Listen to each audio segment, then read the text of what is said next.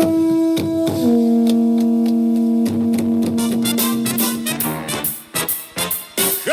to you live from a little grass shack in the middle of the Pacific Ocean. It's the Junior Kekuewa Jr. Show, starring Junior Kekuewa Jr. All right, hurry up, let's go. Join Junior along with the Wayne Bohe Band as he makes any kind from Hawaii. And now, ladies and gentlemen, Junior Kekuewa Jr. All right, how's it going? How you going? Hawaii, bro. Whoa, hey, Hawaii. Okay, Hawaii. All right, Hawaii. There, mahalo. Thank you. And welcome to the podcast. My name is Junior Kekuewa Jr. Hey, we want to say a special shout out right now, right away, to the Raposo boys on Kauai. Yeah, because, see, I was supposed to acknowledge them on the last podcast. And, brothers, I'm sorry, because they're from my hood. They're from my hood. And, I did not even know that they knew that I was doing this kind of stuff. Nah, bro, So I talked to Frankie Fernandez, right? Frank, right? You guys, Frankie, okay. No, I can say that because, my attorney told me, no names. He told me no names. But Frankie and I, we go back to the very beginning, all the way back. But anyway, we'd like to say aloha to Frank. Mahalo, Frankie, and the Raposo boys, okay? Because, I was back home, and Frankie was talking to me. He goes, Brian, the Raposos, the Raposos, they all listen to you. I'm like, what? So, okay, all right, and moving right along. Okay, bro, talk about the homeboys, bro. Choke up over here. All right, so Apple Podcasts, 48%, Spotify, 15%, web browsers, 13%. More people are listening to us on web browsers now. iHeartRadio, 12%. I used to work for those guys years ago. It still happens when I mention them. Spotify for podcasters, 3%. Other is 11%. So, And then our demographics are actually we're showing up in the 0 to 17 range. That never happened. So I guess we got some high school students listening. So, hey, how's it, you guys? And don't worry, Uncle keeps the show clean. All right, now, our heavy listeners are from 23 to dead, okay? From 23. So 0 to 17, we got a few. 18 to 22, we got a few. Okay, but from 23 to dead, they all listen to Uncle. So thank you. Males, okay, the males increased now. The females, remember when females were 20%? Females are women, because they have this gender issue, right? You got to watch how you say female nowadays. But women, right, used to be 20%. It's 36% now. Males, 64%. The countries did not change. And so, I'm sorry. We added Canada. Canada's a brand new country. So if you're in Canada, mahalo, aloha from Hawaii. Thank you for tuning in to the podcast. Now, on this podcast, we're going to talk about a lot of stuff, random stuff, okay? Random podcast. But at the very heart of it, right, this is a life coaching podcast. So we got to, talk about life coaching, that kind of stuff, right? So we do want to say that the attitude of gratitude is important. So we thank all of you for joining us. Thank you very much. But the other thing that, you got to keep in mind, right? Because a lot of people, they always ask me how am I going to do this? Uncle, how can I do this? So you don't need to know how. All you need to know is that you can. That's all you need to know. You can. Okay, so I used to put this so if you go to my school, this is how you can check, okay? You go to Voice Master Vocal Development, okay? It's one of my companies. And on the back door of the studio on Instagram, you go to Instagram and you just search for Voice Master Vocal Development and go and look at the videos. On the back of the door, you're going to see a big red sign. It's a sign with big red letters, and it says CAN with an exclamation mark, okay? And I did that so that my students would see CAN on their way out. And that's the last thing they would remember, okay? Because psychologically, the last thing you see is the first thing you remember. And the last thing I wanted them to see was CAN. Okay, now the how is always God's job. I don't care what you want, okay? I don't care whatever it is, okay? Now, when I grew up, right, when I was 12 years old, I made up my mind. I was like, okay, I'm going to be like Frank Sinatra, like Don Ho. For those of you who don't know who Don Ho is, right? He was world famous to a certain extent, but he was old school. So, he's gone long time. And he let me hang around his showroom and stuff. And, that's a whole nother podcast. But really, I wanted to be like him because he was the local guy. He was the guy I could touch with my hand. Like, oh, this is real. This is right here. Like he was the one, right? Now, Frank Sinatra, I couldn't shake his hand. I couldn't, to me, he was on the TV. Like he came to Hawaii and I actually went to his concert when he came to Hawaii. But, I was working for this radio station, right?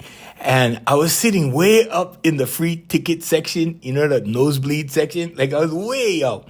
And they had this monitor. So I was watching on the monitor, right? Like I was watching TV, right? Like, and he was like this small little thing, like walking on a stage. So I could hardly see him. I had to watch the monitor to get a good glimpse of him. But he was there. And then, of course, Tom Selleck was there, like all these guys, like all these old time, big time celebrity guys. Anybody who was anybody in Hawaii was in that front row section. And of course, I was nobody. So I was way up. I'm still nobody. I'm like, I was way up in the nosebleed section. And I was like, oh, bro, that's Frank Sinatra, boo. Check him. I was up there. Yeah, check him. But anyway, so on today's podcast, I'm going to tell you, you don't need to know how, okay? All you need to know is you're going. That's all you need to know. And when I was 12 years old, I made up my mind, okay, I'm going. I'm going to be like them. I'm going to hold a drink in my hand. And when you look at my picture, look at the image. You see that image right there? Okay, so that image, the Junior Kekuewa Junior Show, look at our logo.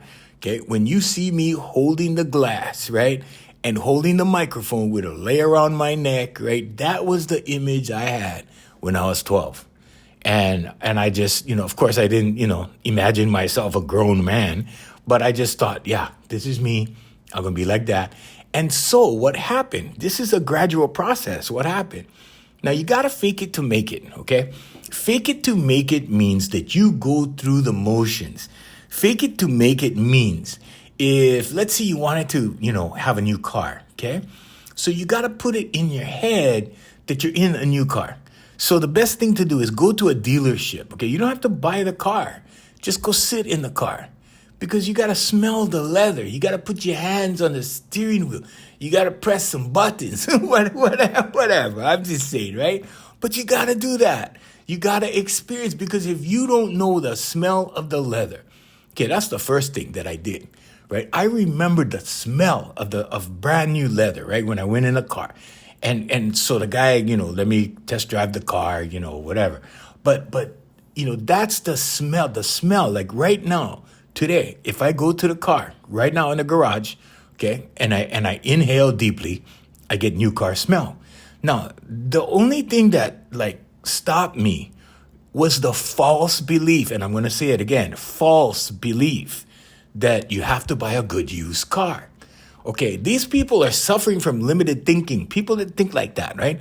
Because you know what they think? They think, oh, yeah, well, when you drive them off the lot, oh, the thing depreciates like $15,000 or whatever, right? And this is a fear tactic. I want to tell you, it's a fear tactic, okay? Now, the reason why women are listening to my podcast in greater numbers, right, more and more and more, is the fact that they think like this with their right brain. Women are natural creative thinkers. Men, they pull left side logic. Well, it's mathematically, not feasible to drive a new car off the lot. I mean, and they will mathematize their way down. You see what I'm saying? Okay. Females, on the other hand, they know, right? Because they give birth to spiritual beings, right? These women are portals for spiritual beings, right? And they give birth to them, right? And they know that when they have an idea, right, these things happen. Now, women tell me this all the time. So in my practice, right, the majority of my clients are women.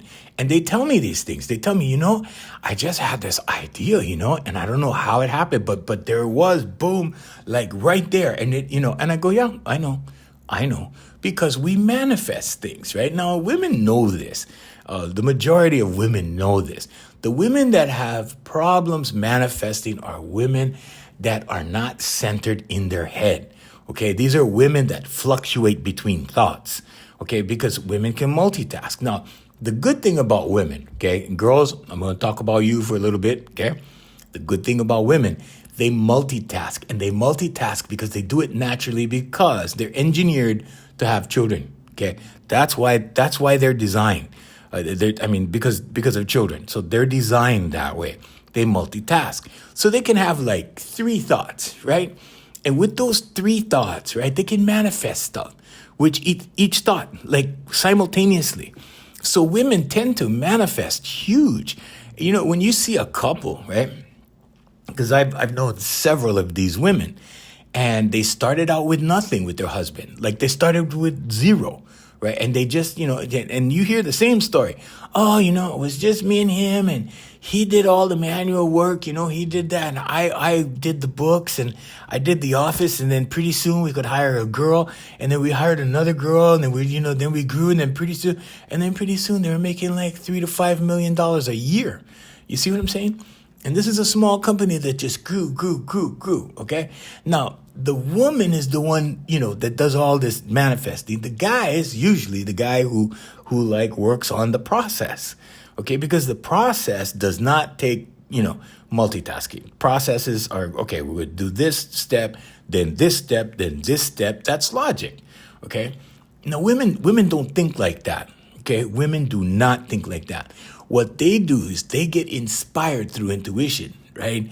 And they know something's going to happen, and it does, right? That's just the way they are. Okay. Now, a woman can, think like 2, 3, sometimes 4 thoughts and just relay through these thoughts. And if she's in a good mood, or let's say it in a different way, if she's in a high vibration, things just come. Things just arrive. Things are just like, boom, here it is, boom, there it is, boom, clients calling, boom, emails coming in, boom, all this stuff, right? Now, it's only when they switch from thought to thought, okay, good thought to bad thought, good thought, bad thought, good thought, bad thought. Okay, so what God does in this case, okay, you want to say God, universe, whatever you want to say, okay, higher self, higher power, okay, God acts like a GPS, okay? So when you change your mind, it's like a GPS, okay? So GPS, right? When you're going down the road and the GPS is saying, no, go this way. But you look at the map and the GPS is taking you the long way, right? But you know the short way, and you go the short way. What happens when you pass a certain street? The GPS has to recalibrate. It has to figure out a different way for you. And it does, right? Okay, that's how God works. Just like that. The minute you change your mind and you go, okay, no, you know what? We're going over here to the left. Then God goes, oh, geez, that's not the, okay, wait. And he starts calculating, right, the way for you to go. And then you go, right? Then you make a right turn, right? And God goes, oh, I didn't plan down. Okay, wait, recalibrate. And God will set it up again, you see? And that's how it works. Because if you're focused on your path and you're going, for lack of a better term, straight. Okay, so you're going straight and you're going on your path. And then all of a sudden, right, you're going on your path. All of a sudden, you change your mind. Like, okay, I'm going to get a new car. Pretty soon, it's like, you know what? I think I want a new boat, right? And God says, oh, wait, whoa, I didn't know about that one, right? And then God has to recalibrate the path. Because doors have to open, things have to come together, people have to get introduced to each other, okay? And these things will create whatever it is that you want or that you need sometimes. Sometimes it's just a need and you have it in the back of your head and you're thinking about it, and pretty soon it pops up, right? So let me give you an example. You're walking in the mall, okay? You're at a shopping mall. and you've been thinking about your friend, maybe a friend you haven't seen for a long time, and you've been thinking about that friend like really hard. And then you're walking through the mall, and guess who's there? Yeah, that friend that you didn't see for a long time. See, that's what I'm talking about. Okay, so stuff like that happens. Okay, because you're focusing on it. Okay, now. And we could get into quantum physics. And so on the last podcast, right, these guys are telling me, oh, Unks, the double slit experiment, you never explain them the right way. And I'm like, okay, wait, I'm operating in real time here, okay? But here, let's just say that in quantum physics, nothing happens until you have an observer. And then when there's an observer, then there's existence. Okay, now, I don't know. I can't verify it. But scientists are verifying it, right? Here's the thing about, what I've seen, what I've experienced about quantum physics, okay? All I know about quantum physics is that certain things, right? When you evoke a certain feeling on what they call the unseen or the field or whatever, the ether, sometimes you could say that, or whatever that is, right? I know that manifestations happen. Okay, because I've done it. I've done it over and over and over and over. And what I do is I put it up on Facebook, right? Like I put it in my Facebook stories because I don't want to put it on my Facebook wall and, like, oh, this guy's flexing and whatever. I'm like, no, I slept on a sidewalk. Okay, I slept on a sidewalk, all right? And I worked my way up from the sidewalk. Okay, at the time I was on the sidewalk, I didn't even have my family. I wasn't even talking to my family. Nobody in my family. In fact, my cousin and I, we go out and we have dinner or something, right? And my cousin's a woman, and I have this dinner with my cousin, and she goes, oh, I remember when you were on the street, I remember that, like we were worried about you, and I'm like, oh well, didn't mean to make you guys worry, but there was just things I had to sort out on my own, Hawaiians. There's just, sometimes you have things you just want to sort out. Sometimes it's just like, you know what? Stop feeding me already. I can go out and get my own food. You see what I mean? Sometimes it's like, hey, you know what? Like, I'm tired of taking orders because you're feeding me. Like, okay, enough already.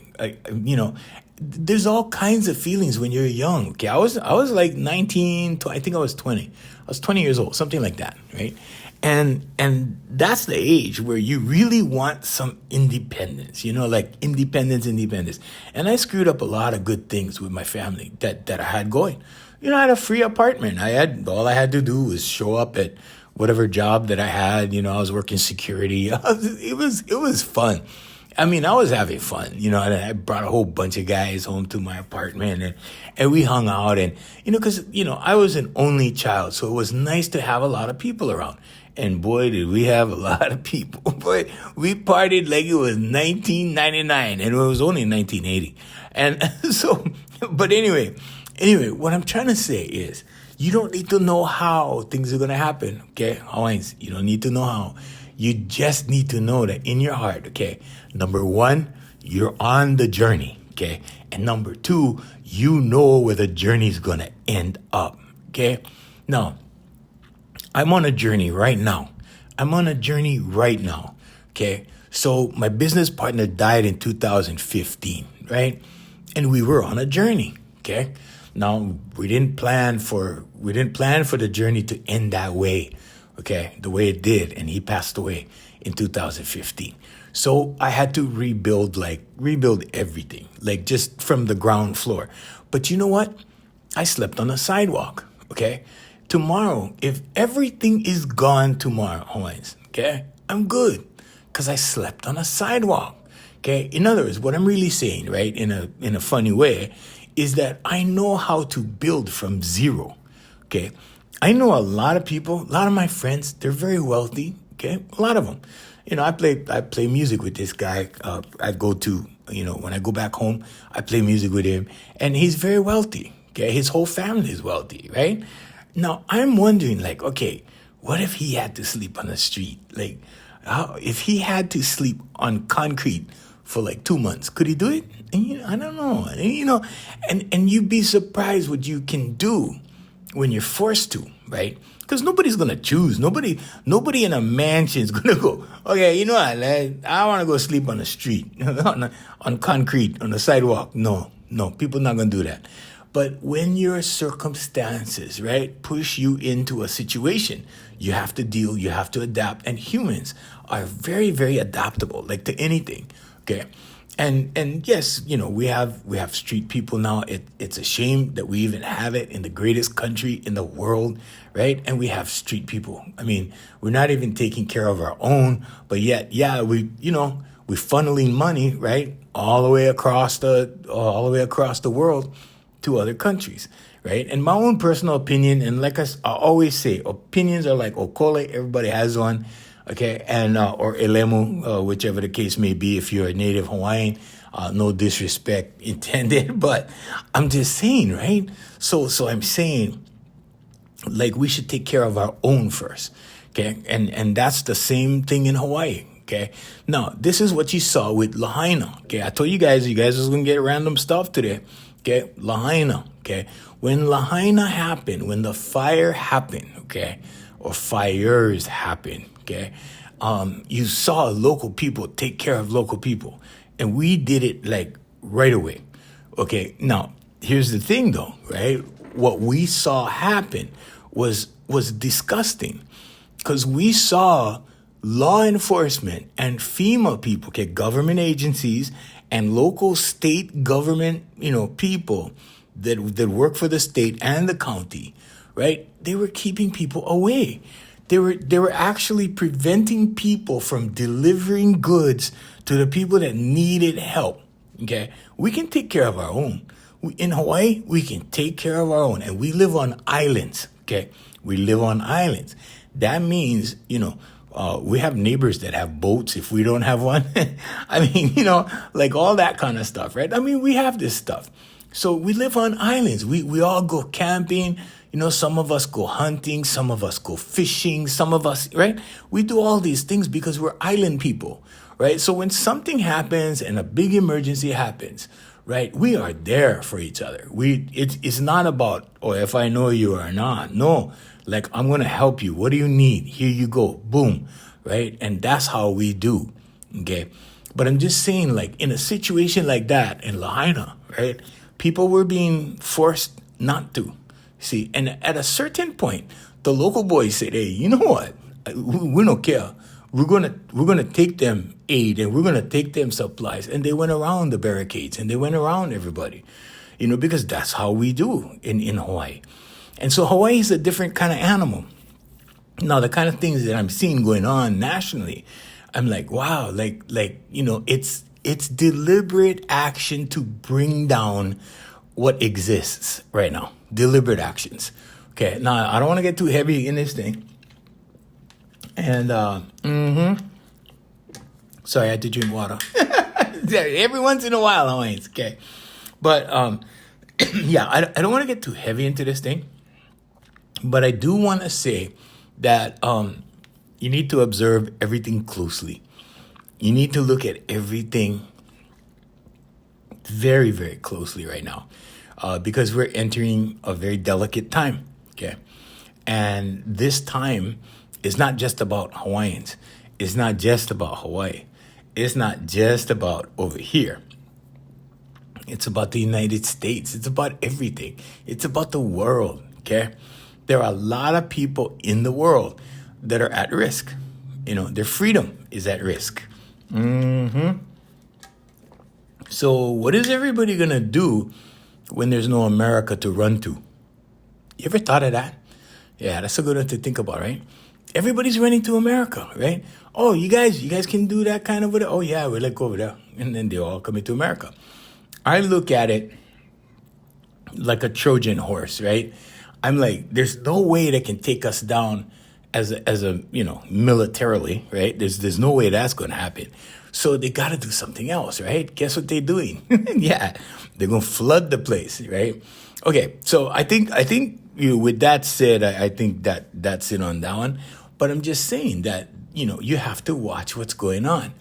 There's a lot of things being, I want to say orchestrated, use that word, orchestrated by some higher powers, and they do have power. They have a lot of power. They have a lot of money.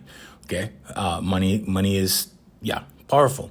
So money can do things, and people without money can't do the things that people with money can do. Let's just leave it there. Okay, but you don't have to know how something's gonna happen. Okay, all you gotta do is keep it in your mind. Okay, keep it in. You have to pray without ceasing. Okay. So prayer, intention, I keep telling you guys, prayer, intention. And the reason why I tell you guys is because I do it all the time. I mean, I manifest stuff all the time. Right now, I'm looking at things that I manifested. I'm not going to describe them, but I'm just telling you, I'm looking at it right now. Because manifestation, right, whether you know it or not, or whether you believe it or not, or it doesn't matter what you believe. Okay, because whatever you believe is what you're going to get in life. Guarantee. Okay. Now, I worked with these guys. I worked with some people, right? And, we're not going to name names or whatever, but I worked with these guys that used to be like me, like happy-go-lucky, like, and we used to joke around for a living. That's what we did. Okay, we did comedy. We did that kind of stuff. And I see these guys now, and they are so miserable. They are so miserable. These guys are getting older and they're getting more miserable, right? You're supposed to be getting older and being more grateful and being happy. And then when you leave, you're supposed to go happy. You're supposed to. You're supposed to die happy. Like you had this amazing chance. You had this amazing life. You had this amazing experience. And then it's over, okay? Then you're going to have another one, okay? Now, these experiences are, I want to say, there's a divider there so that you don't bring one into the other, right? But these are experiences. Death is not the final blow or finality or anything like that. It's not, okay? Now, I don't know about you guys, but I'm not afraid to go, because when I go, I'm coming back. I'm coming back. So energy, you cannot extinguish energy. You can kill a body. You can get rid of a body. You can, whatever. The body will die. The body will get old. It'll, and it'll be too old to walk around anymore. But the energy, okay, your energy is still going to be solid. You're gonna be looking out of your eyes as that soul, spirit, energy, whatever you call what's in you. Okay. You're not going to feel tired. Your body might be tired, but not you. You're inside. You're that energy. So whatever you want to call that, if you want to call it a soul, if you want to call it a spirit, if you want to call it, whatever, energy, okay, that's what I work with all the time. I work with people's energy, okay? Now, you could say it that way, or you could say that I work with people, okay? But for 34 years, I've been seeing a change working with people's energy. And the more I provoke their energy, okay, or let's say it another way, the more I have them use their internal energy, okay, through their voice, right, I see amazing things happen. It's like God is having me watch, and God is telling me, you see, look, see? And I'm like, whoa. And some of it is, I got to tell you, some of it is a lesson for me. Because when I see these things happen, amazing things. I see people transform. I see their personality go from I want to say, we on our advertising, we say fragile to fierce, right? Or what is it? Fragile there's, okay, our marketing changes periodically, but it's fragile to fearless in 30 days, right? And this is a special program that we have, that we work with people's voices. Now, your voice can make you confident. I got to tell you guys that. This is the big message. It's not a secret. This was uncovered by Einstein years ago. Einstein found all this out, right? It's all vibration, okay? Quantum physics deals with vibration all the time, okay? They also deal with frequency. They also deal with, with different, different variances of it, okay? So, I think we're up to the 10th dimension already. I think we're up to the 11th dimension, something like 10 or 11 dimensions. And so so now when you're talking about dimensions and when you're talking about simultaneous existence, and you're saying, well, okay, over here I'm existing like this, and then in that dimension I am existing like that, and it's totally different, right? And you go, whoa, what did I just think? Like, I mean, when they present these ideas, right? You're like, what did he just put in my head? Like that's kind of strange. But here's the thing, Hawaiians, okay? So when you start thinking, okay, like where are you gonna go? Like, okay, I wanna go to that big house on the hill, okay? And there was a time when there's this 5-story house on the hill, and I said, I wanna go there, and pretty soon I was living there. There's a time when, I saw this car, and I go, okay, that's my car. And I said it out loud. I said it on a podcast. I think it was a couple years ago. I told the story on the podcast. And I said it out loud. I said, that's my car, right? And I said it with excitement, and I said it with power. And I was invoking my spirit, my energy, my soul, whatever you want to call that. And that it was like, that's done. That's mine. And guess what? I drove it around for 3 years. I leased it. Right? I drove it around for 3 years. So you see, I mean, in my mind, just the way I think, right? Like I would never buy a car that I could lease and write off for my business. That just, to me, would not make sense. I have a friend that has a Ferrari, and he's so cool, this guy. He leased a Ferrari. He leased what was it, Alfa Romeo? Like he was leasing all these cars, right? And he had fun, and he deserved it. He worked hard. This guy worked so hard, right? And he worked all his life, right? Built this amazing business, and so he gets a Ferrari. So of course, I know that he leased the Ferrari, but to people it looks like he bought the Ferrari, right? But you don't want to buy a Ferrari, okay? I don't know if you ever went online and searched what it costs to repair like something minor on a Ferrari. I mean, So you want it covered. When you lease a Ferrari, it's covered, okay? No, I'm not personally at Ferrari level, okay? So I'm still moving up the ladder, okay? I'm not at that in that category at that level. But I would tell you that there's a smart way to do things, okay? There's a business way to do things. Now, here's the secret. This is what I'm going to tell you guys. Start thinking like a business, like with everything, okay? If you're married, your marriage is a business. You are contracted to the state. She is contracted to the state, or he is contracted to the state, okay? Now, they're pairing both of you together, okay? When they pronounce you man and wife, okay, they're putting you two together, but you individually are contracted to the state first, okay? Now that's just something to think about, okay? Because most people don't think that way. They think like, oh, we're gonna get this license, so now we can get married, so it's legal, and then but they don't understand a lot of the times how it's legal, or the ramifications of it, right? Okay, so now that you know that, think about it. And think about it like a business. Your marriage is a business, okay? Your name is in all capital letters. It's a business. It's a corporation.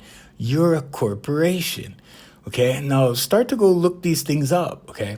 And you're gonna find that what I'm telling you is true, okay? But here's the reason why I'm telling you this is not to go on a rabbit hole search or anything like that.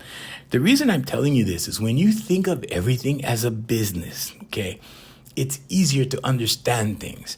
It's easier to look at the big picture and go, oh, okay. Because some people, right, they go, wow, how much money does it take to lease a Ferrari? Okay, you'd be surprised if I told you. How much would it cost to lease a Maserati? You'd be surprised if I told you, okay? And it's a lot more affordable than you think. Okay, but first you have to think the right way in order to get in that position. Okay, because some people, when I explain stuff to them and I explain it out to them, and then they go, oh, really? That's all that's involved? And I'm like, yeah, it's commerce. And commerce is designed like this. This whole place is designed in commerce. You have United States of America, we the people, and then you have the corporate entity, the United States of America, okay, the corporation. So you have both entities that you're working with. Mm-hmm. So which entity are you thinking? Are you thinking corporate or are you thinking we the people? So if you're thinking we the people, just know that they have this big corporate layer on top of all of that. Okay. And you got to work from there because that's where they operate from. And you got to operate from where they operate. Now you could operate from, underneath, right? It's a bit harder to do, but it's best to play the game. The people that don't want to play the game are normally people that don't want to pay the tax. They don't want to be taken advantage of. They don't want to participate, that kind of thing. But what you have to do is you have to do two things. Get a good attorney and a good CPA, and you got it. There you go. Boom. Good attorney, good CPA. Now, some people don't want to pay for that. Some people don't want to pay for a good attorney. Some people don't want to pay for a good CPA. Some people don't want to, I went years and years and years without a CPA. I went years down the road without a CPA. And then, one of my friends who is a CPA said, I think you need a CPA. And I thought he was talking about him, but he wasn't talking about him. But he said, no, you need a CPA. So, I'm just saying that there are certain ways to do things. And sometimes if you're unaware of the certain things, then you have to adapt and you have to, you have to learn. And then you have to go down that road, okay? But if you look at everything as a business, it's easier to understand, okay, Heinz? But still, even if you're looking at everything as a business, okay, when you start rationalizing everything down to the wire, okay, then you're living in lack, okay? So let's talk about lack and abundance. Abundance suggests that there's more than enough for everybody. Abundance suggests that the earth creates things, okay? The earth creates gold. The earth creates silver. The earth creates platinum. All of these things, okay? You can find it in the earth, okay? There's a lot of, so back in the day, Rockefeller, John D. Rockefeller, okay? He created the term fossil fuels, okay? And the reason why he did that is so that it would suggest that there wasn't enough, okay? And you go research fossil fuels. That's all you got to do. Go research them. I don't have to tell you the whole story, but if you research it, then you'll go, oh, it was a business move. Yeah, it was. Huge business move, okay? And for him, it was the thing to do. It really was. I mean, he was a good business guy, right? And that's what he was about. He was about his business. So, but go search it and, and see what you find. There was this lady, right? She was asking me questions. She was one of my clients. And she was asking me about she heard this and that about, these people who are, talking about the Constitution and how they can, operate outside the constitutional, or how they could operate inside the Constitution, but outside of corporate America. And so I sent her to David Straight. Okay, now you can look up David Straight if you want to. You're going to get a lot of value out of this podcast. So look up David Straight, right? And just see what he does. He teaches people a lot about natural law. Natural law is important, but here's the thing. You cannot play two sides of the street, okay? You cannot. You got to choose. Either I'm going to be off the grid or I'm going to be over here on the grid, and you got to be on or off. You cannot dance back and forth. You cannot, okay? And that's like what I told you about women, how they manifest, okay? And when they run into problems. The only time women run into problems with manifestation is if they start changing their mind back and forth. And then God goes, oh, wait, we're going this way? Okay, whoa, we're going that way? Whoa. You see what I'm saying? Right? Back and forth. Okay, so you got to make up your mind first. That's the first thing. So, back to when I was 12, I made up my mind, right? And then I worked my way towards what you see today. And it was a hard climb, Hawaiians. It was very difficult, okay? Part of the thing that made it difficult, now these are, I'm mentioning things on this podcast that maybe you didn't think about. Maybe I'm giving you ideas on stuff that maybe you hadn't thought about, okay? Or maybe you did, and maybe and maybe you still get value from this. But here's the thing, right? when you focus on the outcome, you're going to have a lot of people, I want to say, take you the wrong way, right? Because you're thinking one way, right? For years, these guys sat me down in the studio. See, I used to be in this radio studio, and they used to sit me down in the studio, and they gave me 100 ways of why this is not going to work, and why it is not going to work, and why it's not going to work.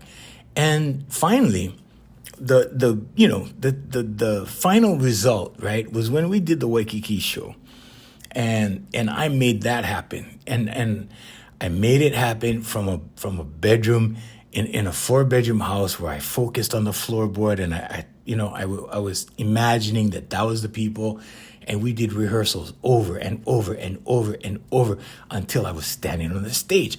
But the irony of it was, right? The irony of it was I was looking out at the audience during my opening number going, oh man, this is just one big baby party. There wasn't anything to this, right? And it was an achievement of sorts, but I wasn't feeling that. I wasn't feeling that way. It's like famous people. They don't walk around going, yeah, I'm the Rock. I mean, the Rock doesn't walk around going, yeah, I'm the Rock. I mean, he's just him, right? He's just feeling like him. He's like you feel you, right? Like same thing. Okay, so now, he has the toys. Okay, I'll give you that. But here's the thing, right? When I finally accomplished what it is that I set out to do, I thought it was going to be some kind of relief kind of thing, like, oh, I finally made it. Like, oh, yeah, all that work. No, I didn't feel like that.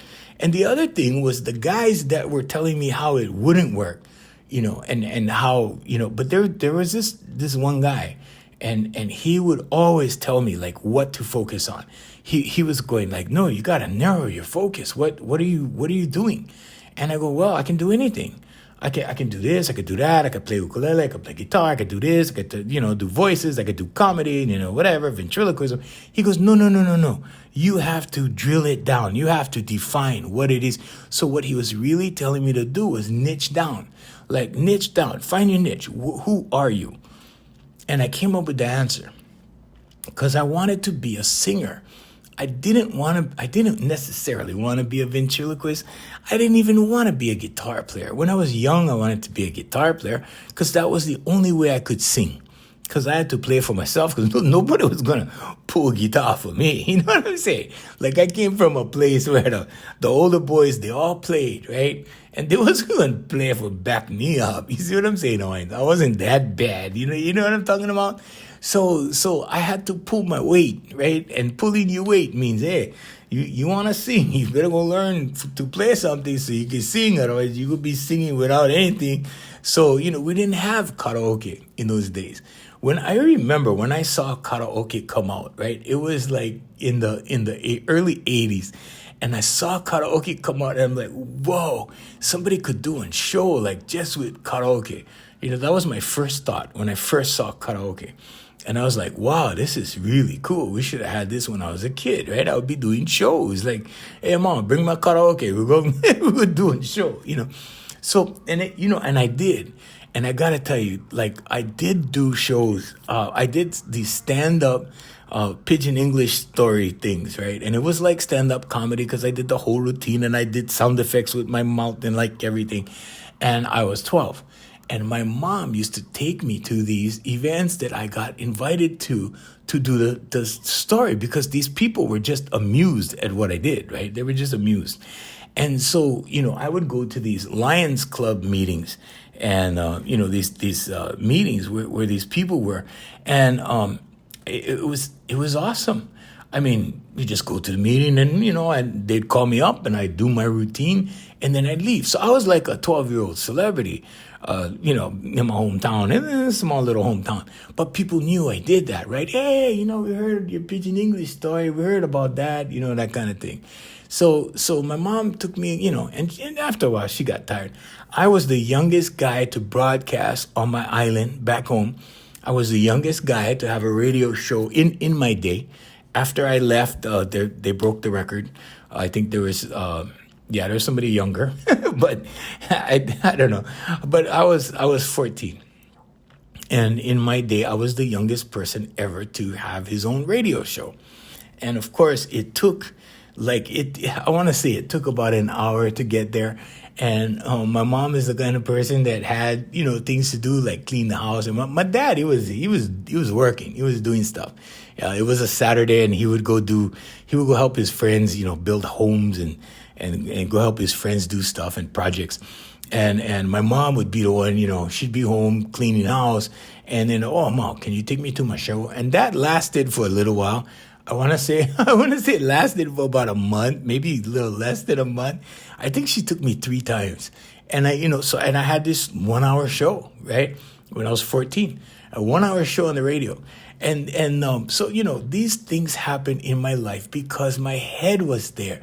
That's what I was thinking. I was thinking entertainment. I was thinking being the singer. I was thinking, all that stuff. So when this guy at the radio station told me, hey, you got to drill this down. What are you? And I said, I'm the singer. And he goes, all right, there you go. And I go, okay, right? And I had this business, this wedding and party business called the Junior Kekuewa Junior Roadshow. You can look it up on Facebook. It's still there. The company's closed. Everything's done. We shut down in 2019. But it's there. You can go look, and you can go look at all the history. You can go look at, all the parties that we did and the families that hired us and all these beautiful people that really helped us. So anyway, you could check that out. But when he said that, I was like, oh, the singer. Okay. So here's what I did. I put it on the radio commercials. Okay. Now I went up against, I want to say, a bigger challenge. And I went up against a bigger challenge because I was running radio commercials on 7 radio stations, okay, 7 days a week, okay. And I think we had 7 spots a day, something like that. So it aired and I think overnight they gave us bonus spots for free. So basically, all the radio guys would hear my commercials with my name on it, right?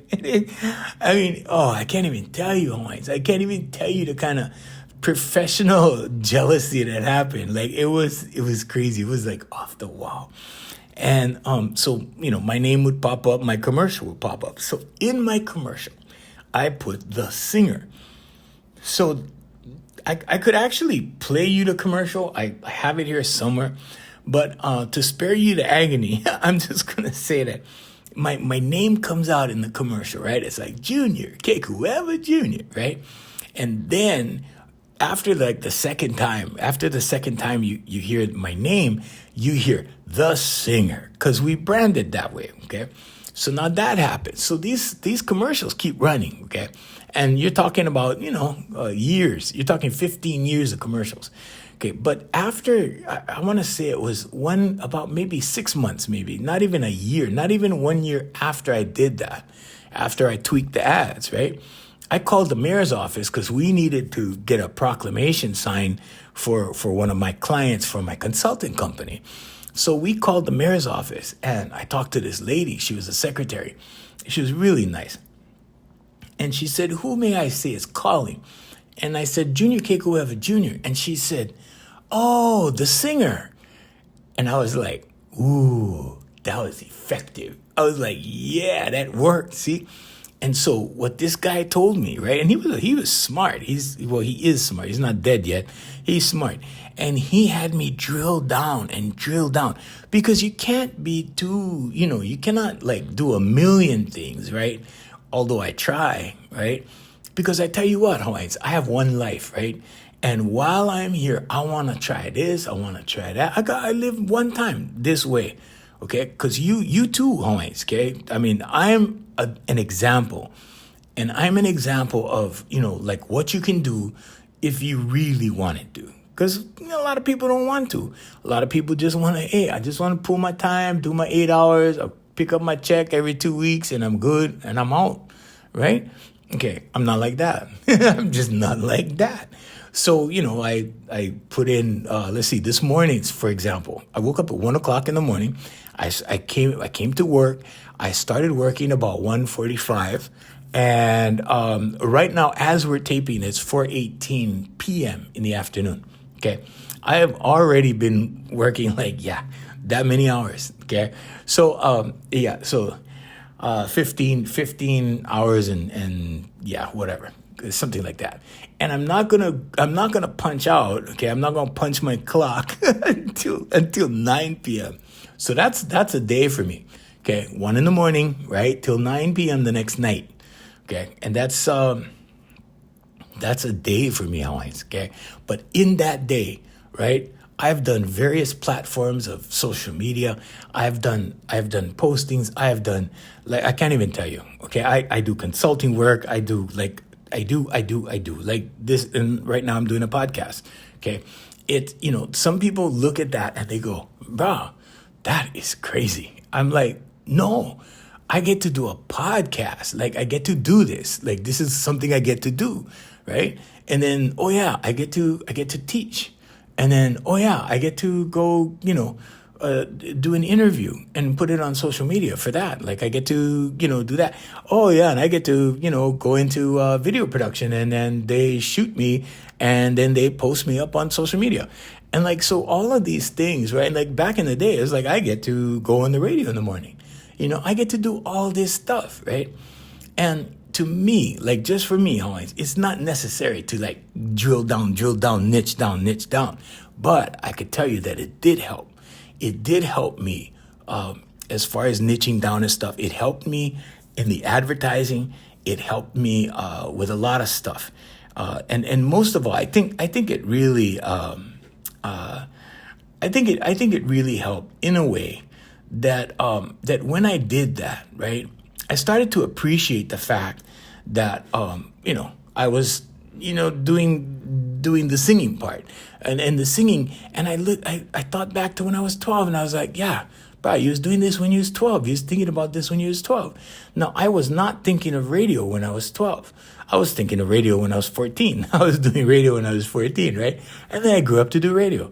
And I'm like, and everything went like boom. Like, I look at it like I got lucky. But when I started, learning the law of attraction and everything around 2008, okay, everything went boom in 1999. In 2008, when I started learning about the law of attraction, I go, oh, that's what happened, right? And I started seeing how God, or the universe, however you want to put it, starts moving things together, starts bringing people together, starts making things happen to clear the way so that you can live your dream. Okay, but you have to have faith. Okay, first of all, in God or your higher self or your higher power, whatever, universe, whatever you think that is. Okay, there is something bigger than you. Okay, there's something bigger than us. Okay, I can't tell you exactly, like, for certain what it is. Okay, but it is bigger than us. Okay, whatever it is. Okay, and I see it as energy. So there's an energy bigger than us. Okay. But here's what happens, right? That energy works on our behalf, okay? And all we have to do is be faithful to it. Just know, it's there. And then, okay, what do I want to do? Well, I want to drive a fancy car. Oh, wow, I want to fly on an airplane. Oh, I want to, whatever you want to do.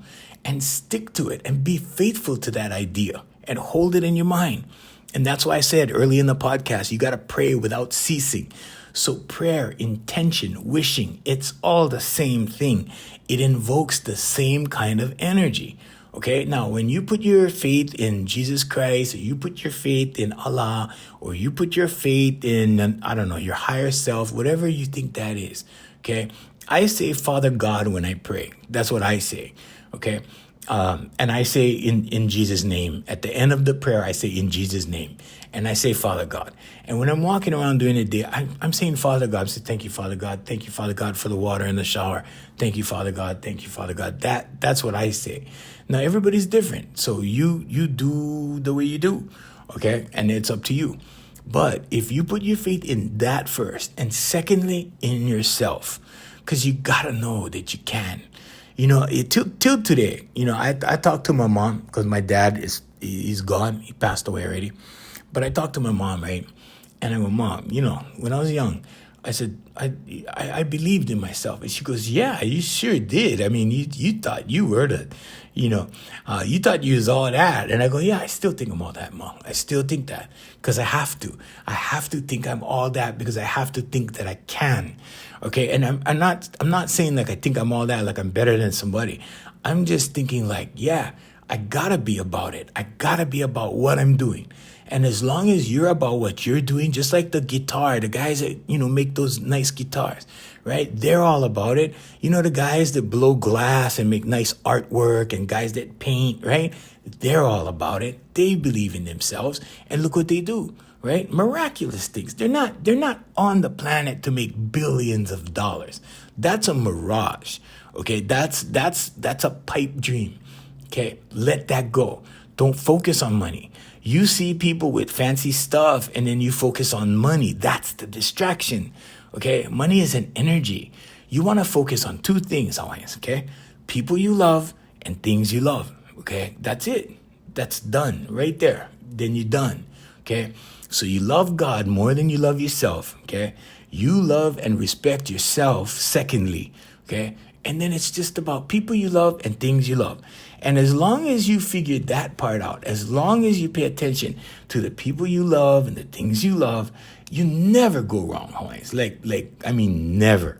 Okay. And it worked in my life. It still works in my life. I still do it. I write my affirmations and I show my clients. I go, look, yeah, I did my affirmation today. Did you do yours? That kind of thing, right?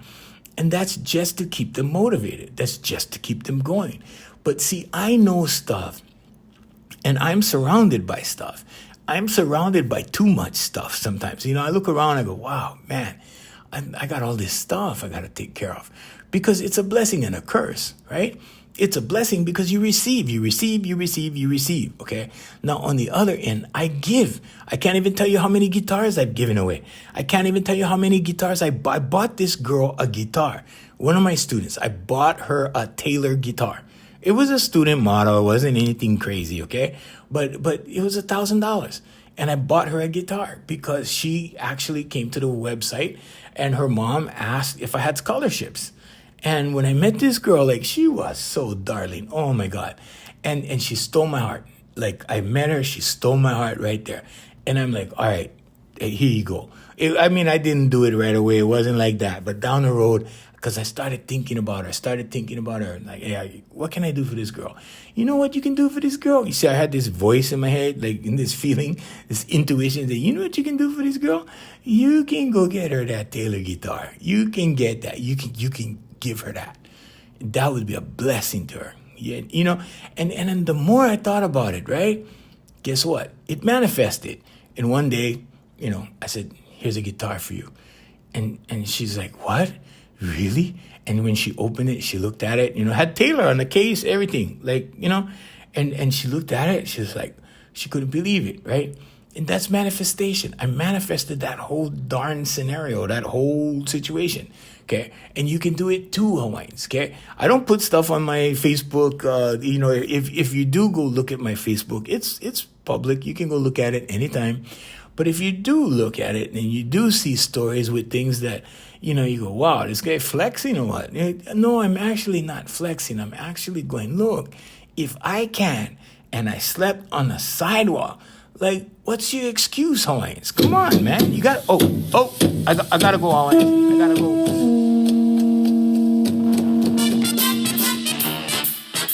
Anyway, but yeah, Hawaiians, you can. If I can, anybody can. We all can. We're human beings. We were engineered this way, okay? So here's what you do. Watch your actions and then watch your results and see what you're getting. Okay, if you're not happy with what you're getting, you gotta change the action. Okay. Oh, hey, we'd like to thank our sponsors, Brother Randy and Sister Jerry over there at Island Club and Spa at our convenient Kaka'ako location. Also, Voice Master Family of Service Companies, like to mahalo them. Also, Darren Chinan's music is on AFMHawaiiMusic.com. Like to aloha, Darren. Aloha, Brother Darren. Okay, till next time, I'm Junior Kekuewa, Junior saying mahalo and aloha.